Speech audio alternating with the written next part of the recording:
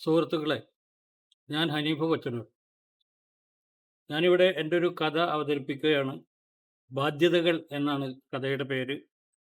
പ്രവാസ ഗൾഫ് പ്രവാസത്തിൻ്റെ അവസ്ഥാന്തരങ്ങൾ സൂചിപ്പിക്കുന്ന ഒരു കഥയാണിത്.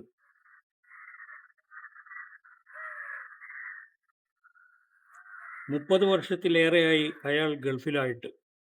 മീശ രോമങ്ങൾ കിളിർക്കുന്നതിന് മുമ്പേ തുടങ്ങിയതാണ് യാത്ര. പോരാടി പോരുകയായിരുന്നു അയാൾ ജീവിതത്തോട്. എന്നിട്ടും കാര്യമായൊന്നും നേടാനായില്ല. സ്വന്തമായൊരു വീട് വെച്ചു. എല്ലാവരും വീട് വെപ്പിൻ്റെ കാലമായിരുന്നത് കൊണ്ട് വല്ലാത്തത് തന്നെ വേണ്ടി വന്നു. അധ്വാനത്തിൻ്റെ അതുവരെയുള്ളതൊക്കെ വീടിൻ്റെ മേൽ കയറി. ചെറിയ രൂപത്തിലും ചെലവിലും ചെയ്യാമായിരുന്നെന്ന് അറിയാമായിരുന്നിട്ടല്ല, മറ്റുള്ളവരുടെ വ്യാമോഹങ്ങളെ നിരാശപ്പെടുത്തേണ്ടതില്ല എന്നയാൾ സമാധാനിച്ചു.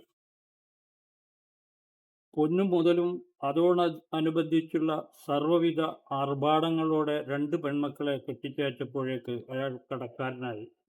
പിന്നീട് പെൺകുട്ടികൾക്ക് കാലാകാലങ്ങളിൽ വരുന്ന ബാധ്യതകൾ തീർക്കാനും അവരുടെ വീടുവെപ്പിൻ്റെ പോരായ്മകൾ തീർക്കാനും പാർപ്പിന് സമ്മാനങ്ങൾ കൊടുക്കാനും മറ്റുമായി അയാൾ ചിലവഴിച്ചുകൊണ്ടിരുന്നു. ഇങ്ങനെ സ്വന്തം ജീവിതത്തെക്കുറിച്ച് ചിന്തിക്കാതെ, ബാക്കി വെക്കാതെ ബാധ്യതകൾ തീർത്തുകൊണ്ടിരിക്കെ ഒഴുകി തീർന്ന യൗവനത്തെപ്പറ്റി അയാൾ ഖേദിച്ചില്ല. അയാളൊരു പരോപകാരിയായിരുന്നു. ധർമ്മസ്ഥാപനങ്ങൾക്കും അടുത്ത ബന്ധുക്കൾക്കും ചോദിച്ചു വരുന്നവർക്കും അയാൾ ധാരാളമായി കൊടുത്തു. അതിൽ മാത്രമാണ് അയാൾക്ക് ആത്മസംതൃപ്തി കൈവരിക്കാനാവുന്നത്. അത് അയാൾ പിതാവിൽ നിന്ന് കണ്ട് ഗ്രഹിച്ചതായിരുന്നു. പിതാവ് മലേഷ്യയിലായിരുന്നു. 54 വർഷത്തെ പ്രവാസം. അതിനിടയിൽ എന്തൊക്കെ നേടി, എന്തൊക്കെ നഷ്ടപ്പെടുത്തി, ചോദ്യോത്തരങ്ങൾക്ക് പ്രസക്തിയില്ല. ഇത് ജീവിതമാണ്, പരദേശിയുടെ ജീവിതം. വിവാഹത്തിൻ്റെ 1-ാം വാർഷികത്തിന് കണ്ണുനീരുമ്മയോടെ അയച്ച ഭാര്യയുടെ കത്തിൽ എഴുതിയിരുന്നു: ഒന്നുകിൽ യാത്ര നിർത്തി നിങ്ങൾ തിരിച്ചു വരിക, അല്ലെങ്കിൽ എന്നെ അങ്ങോട്ട് കൊണ്ടുപോവുക. രണ്ടും അയാൾക്ക് സാധിച്ചില്ല. പെൺമക്കളുടെ വിവാഹം കഴിഞ്ഞ് ഇത്തിരി ആശ്വാസത്തിൻ്റെയും ആത്മവിശ്വാസത്തിൻ്റെയും അവസരത്തിൽ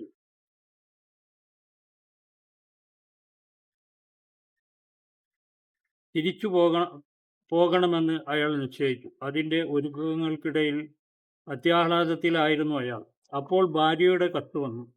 അതൊരു ഓർമ്മപ്പെടുത്തലായിരുന്നു. ഇനി ജീവിതത്തിൽ നിങ്ങൾക്ക് മോചനമില്ല എന്ന ഓർമ്മപ്പെടുത്തൽ. ഭാര്യ എഴുതി: വേണ്ട, ഇനിയിപ്പോൾ ഇവിടെ തിരിച്ചു വന്നിട്ട് എന്തു ചെയ്യാനാണ്? നാട്ടിലെ സ്ഥിതിയാണെങ്കിൽ ഇപ്പോൾ വളരെ മോശം. പെൺകുട്ടികളെ കെട്ടിച്ചു കൊടുത്തത് കൊണ്ട് മാത്രം നമ്മുടെ ബാധ്യതകൾ തീരുന്നില്ല. കാലാകാലങ്ങളിൽ വരുന്ന വീടുപണി, വിവാഹം, തെരണ്ട് കല്യാണം വരെയുള്ള കാര്യങ്ങൾ നമ്മളാണ് ചിലവഴിക്കേണ്ടത്. അതൊക്കെ നാട്ടാചാരങ്ങളാണ്. ആചാരങ്ങൾ ലംഘിക്കാൻ പാടുള്ളതല്ല. അങ്ങനെ അയാൾ പിന്നെയും സ്വപ്ന സഞ്ചാരിയായി. വർഷത്തിലൊരിക്കൽ ആർഭാടപൂർവ്വം അയാൾ നാട്ടിൽ പോകുമായിരുന്നു. ഭാര്യയ്ക്കും മക്കൾക്കും പേരക്കിടാങ്ങൾക്കും അയൽപക്കക്കാർക്കും മറ്റുമുള്ള സമ്മാനങ്ങളോടെ. 30 ദിവസം നാട്ടിൽ നിന്ന് ഓർമ്മകളെ പുതുക്കി വേദനയോടെ വീണ്ടും സ്വപ്നാടനത്തിലേക്ക് പുറപ്പെടും. അത് സംബന്ധിച്ച് ഭാര്യ എഴുതിയതിങ്ങനെ: കമ്പനിയിൽ നിന്ന് ടിക്കറ്റ് വെറുതെ കിട്ടുമെന്ന് കരുതി നിങ്ങൾ കൊല്ലം തികയും മുമ്പ് നാട്ടിൽ വരാനൊന്നും നിൽക്കണ്ട. അത് ഭീമമായ നഷ്ടമാണല്ലോ. ആ കാശുണ്ടെങ്കിൽ ഇവിടെ എന്തൊക്കെ ചെയ്യാം. നിങ്ങളിങ്ങനെ ഓടിക്കിതച്ച് വന്നതുകൊണ്ട് ഇപ്പോൾ എന്താ ഒരു കാര്യം? അപ്പോൾ അയാൾ ആ പതിവ് നിർത്തി.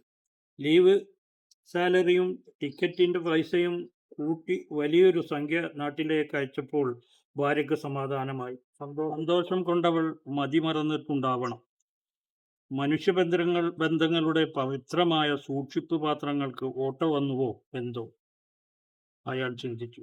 ആരോട് ചോദിക്കാം, ആരുണ്ട് പറയാൻ? ഒന്നിനും ഒരർത്ഥവുമില്ലെന്ന് വരുമ്പോൾ ദൈവമേ. ദുരിത യാഥാർത്ഥ്യങ്ങൾക്കിടയിൽ എരിവരി കൊണ്ട പ്രവാഹ ബിന്ദുവായ അയാളിന്ന് ക്ഷീണിതനാണ്. എണ്ണപ്പെട്ട പല രോഗങ്ങളുടെയും ബന്ധു. വികസിച്ച കുടുംബ ബന്ധങ്ങൾക്കൊപ്പം പെരുകിയ ബാധ്യതകളുടെ ചുമട് താങ്ങി സ്മൃതിനാശം വന്നതുപോലെ സ്വന്തം മനസ്സിലും മനസാക്ഷിയിലും മൗനമായി തപ്പിത്തടയുകയാണ് ഇന്ന് അയാൾ. ജപ്പാൻ കമ്പനിക്കാരുടെ കറുത്ത കാരുണ്യം മീശമേൽ തേച്ച് പിടിപ്പിക്കുന്നത് നോക്കി ചിരിച്ചുകൊണ്ട് കൂടെ പാർക്കുന്നവർ ചോദിക്കും, ഇതൊക്കെ ഒന്ന് നിർത്തി കുറച്ചു നാളെങ്കിലും നാട്ടിൽ ചെന്ന് ജീവിച്ചൂടെ നിങ്ങൾക്ക്? കൂട്ടത്തിൽ ഒരു ചെറുപ്പക്കാരൻ ഒരു ദിവസം അയാളോട് ചോദിച്ചു, നിങ്ങൾ മരിച്ചാൽ മയ്യത്ത് ഇവിടെ മറവ് ചെയ്താൽ മതിയോ, അതോ നാട്ടിലേക്ക് എത്തിക്കണോ?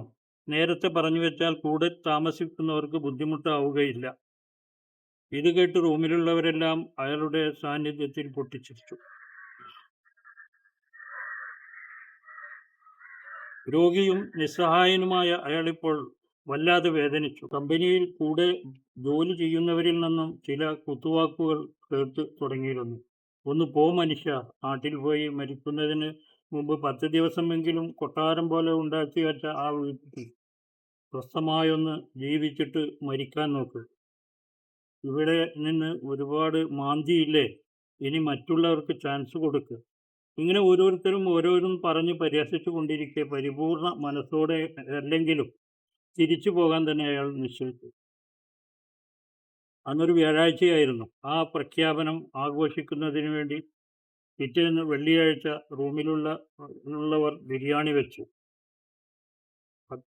അതുക്ക് മേലെ സേമിയ പായസവും ഹരിത സമൃദ്ധിയിലേക്കും ഒരിക്കൽ എവിടെയോ മറന്നുവെച്ച ജീവിതത്തിലേക്കും തിരിച്ചു ചെല്ലുന്നതിനെക്കുറിച്ചോർത്ത് അയാൾ ആഹ്ലാദഭരിതനായി.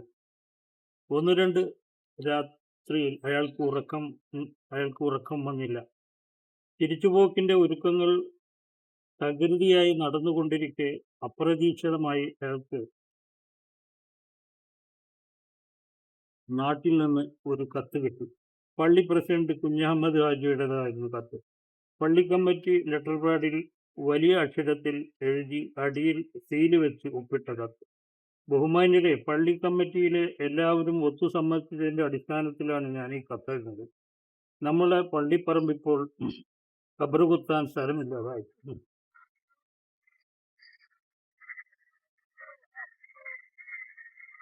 പഴയ ഖബറുകൾ പൊളിച്ചാണിപ്പോൾ പുതിയ മയ്യത്തുകൾ മറുമാടുന്നത്. പഴക്കം ചെന്ന ആരുടേതെന്ന് അറിയാത്ത അവകാശികളില്ലാത്ത ഖബറുകൾ മാത്രമേ നമുക്ക് പൊളിക്കാൻ സാധിക്കുകയുള്ളൂ. അതാണ് നിയമം. അതുകൊണ്ട് തന്നെ ഇത് തുടർന്നു പോവുക അസാധ്യം.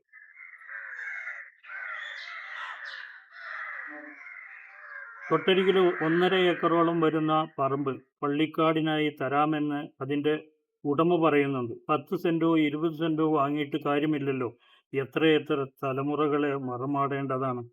അപ്പോൾ 1.5 ഏക്കർ ഒരു കൂടുതലല്ല. ഭൂമിയുടെ ഇപ്പോഴത്തെ വില ഞാൻ പറയേണ്ടതില്ലല്ലോ എന്ന് വെച്ച് ഇതൊരു ബാധ്യതയായി നമുക്ക് ഇന്ന് നമ്മൾ ഏറ്റെടുക്കുന്നില്ലെങ്കിൽ വരും തലമുറ മയ്യത്തുകൾ താങ്ങി നടക്കേണ്ട ഗതികേട് വരും.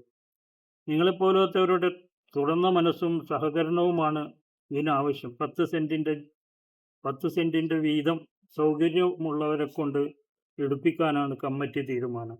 നിങ്ങൾക്കതിന് സാധിക്കും. ആയതുകൊണ്ട് തിരഞ്ഞെടുത്ത 15 പേരുടെ ലിസ്റ്റിൽ നിങ്ങളെ ഒന്നാമതായി തന്നെ ചേർത്തിട്ടുണ്ട്.